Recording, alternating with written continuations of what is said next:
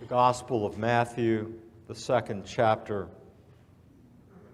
begins reading after the wise men have visited Jesus. Listen for God's word to us. Now, after they had left, an angel of the Lord appeared to Joseph in a dream and said, "Get up, take the child and his mother, and flee to Egypt, and remain there until I tell you, for Herod is about to search for the child to destroy him." Then Joseph got up and took the child and his mother by night and went to Egypt and remained there until the death of Herod. This was to fulfill what had been spoken by the Lord through the prophet, "Out of Egypt I have called my son." When Herod saw that he had been tricked by the wise men, he was infuriated, and he sent and killed all the children in and around Bethlehem who were 2 years old or under, according to the time he had learned from the wise men. Then was fulfilled what had been spoken through the prophet Jeremiah. A voice was heard in Ramah, wailing and loud lamentation, Rachel weeping for her children. She refused to be consoled because they are no more. When Herod died, an angel of the Lord suddenly appeared in a dream to Joseph in Egypt and said, "Get up, take the child and his mother, and go to the land of Israel, for those who were seeking the child's life are dead." Then Joseph got up and took the child and his mother and went to the land of Israel. But when he heard that Archelaus was ruling over Judea in a place of his father, he was afraid to go there. And after being warned in a dream, he went away to the district of Galilee. There he made his home in a town called Nazareth, so that what had been spoken through the prophet might be fulfilled. He will be called a Nazarene. This is the word of the Lord. Thanks be to God.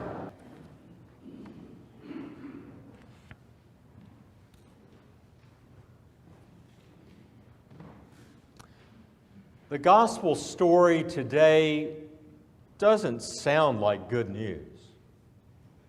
It's a reminder that not everyone was welcoming when Jesus was born. Jesus was born, the light of the world, into a world of darkness. Since that time, the light of Christ has continued to push back against the darkness of the world. All we have to do is turn on the news in the morning and hear of yet another hate crime. The world is filled with news that is not good. But the good news is that God's redemptive purposes continue to work their way in spite of the darkness of a sinful world. There is a Christmas story that has been around for a while. It was first published back in December of 1954 in an issue of Reader's Digest under the title "The Gold and Ivory Tablecloth." Some of you may know it. The story was originally told by the Reverend Howard Shade, a pastor of First Reformed Church in Nyack, New York. I assume it was a true story. That's how he told it.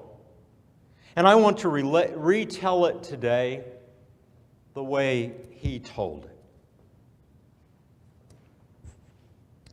At Christmas time, men and women everywhere gather in their churches to wonder anew at the greatest miracle the world has ever known.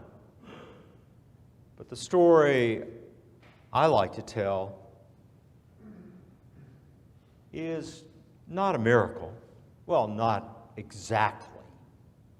It happened to a very young pastor whose church was very old.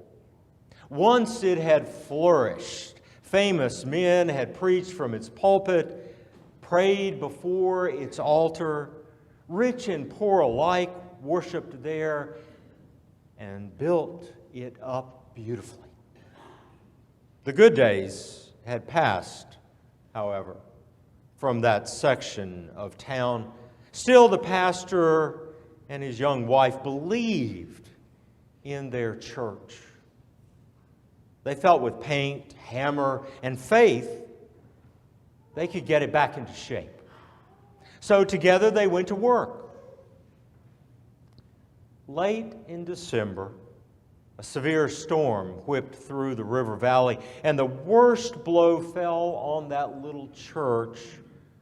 A large chunk of rain-soaked plaster fell out of the inside of the wall just above the altar. Sorrowfully, the pastor and his wife swept up the mess.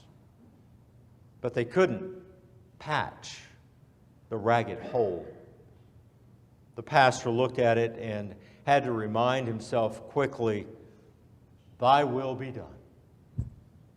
The joyful purpose of the storm that had knocked the hole in the wall of the church was not quite clear. His wife wept. Christmas is only 2 days away. That afternoon, the dispirited couple attended an auction held for the benefit of the youth group. The auctioneer opened a box, shook out of its folds a handsome gold and ivory tablecloth. It was magnificent, nearly 15 feet long, but it too dated from a long vanished era. Who today would have any use for such a thing? There were a few half-hearted bids. And then the pastor was seized with what he thought was a great idea. He bid $6.50 for the tablecloth. He carried the tablecloth back to the church and tacked it up on the wall behind the altar. It completely hid the hole. And the extraordinary beauty of the shimmering tablecloth cast a fine holiday glow over the chancel of the sanctuary. It was a great triumph. Happily, he went back to preparing his Christmas sermon. Just before Christmas Eve, on noon, Christmas Eve, as the pastor was opening the church, he noticed a woman standing at a bus stop. He called to her, "The bus won't be here for 40 minutes, and invited her to come inside and get warm.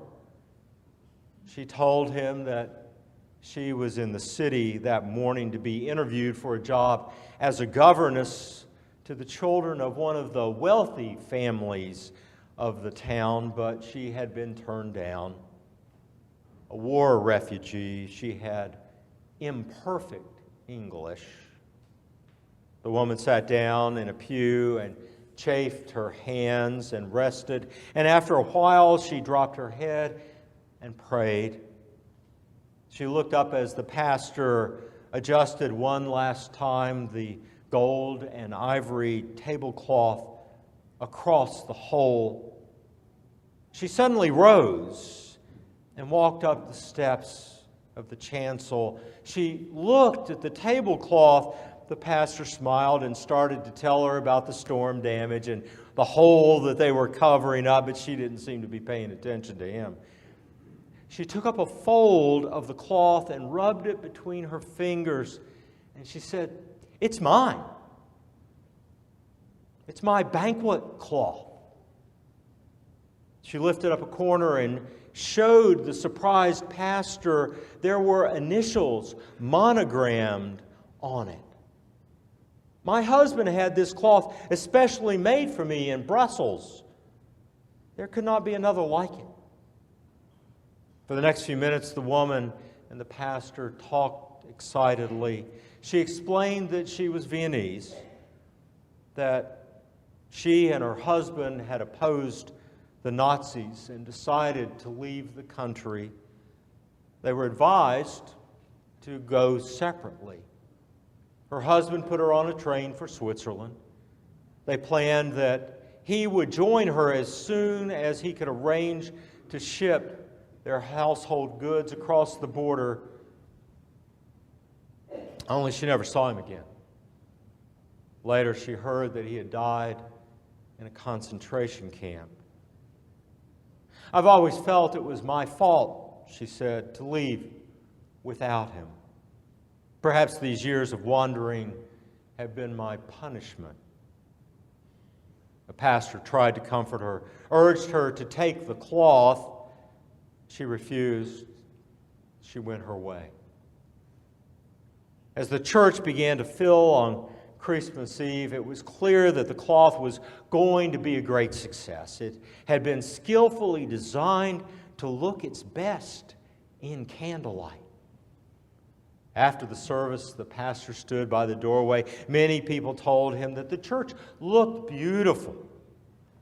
One gentle-faced, aged man, the local jeweler and clock repairman, said, "It's strange. Many years ago, my wife, God rest her, and I owned a tablecloth like that. In our home in Vienna, my wife would put it on the table only when the bishop came to visit." And then he smiled. The pastor suddenly became excited. He told the jeweler about the woman who had been in church earlier that day. The jeweler clutched his arm. "Can it be? Does she live?" Together, the two got in touch with the family who had interviewed her. And then in the pastor's car, they drove to the city. And as Christmas Day dawned, the man and his wife, who had been separated through so many sad Yuletides, were reunited.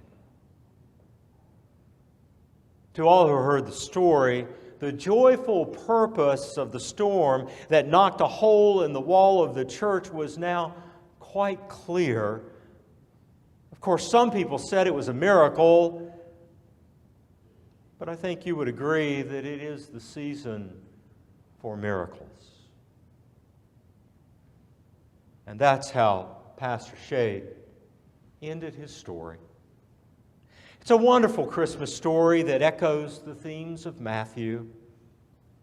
Into the darkness of a cruel world, a light shines. In a world where innocent children are harmed to suit the purpose of government leaders, God is still at work. In a world where millions of refugees flee for safety, Jesus joins them on the way and returns to save them. In a world where sorrow and hate often seem to have won, God is still at work to bring about joyous redemption. This Christmas, the good news is that God will accomplish God's purposes, even when, to us, it may seem impossible. Thanks be to God for the hope we have in Jesus the Christ, the babe of the manger and the Lord of all.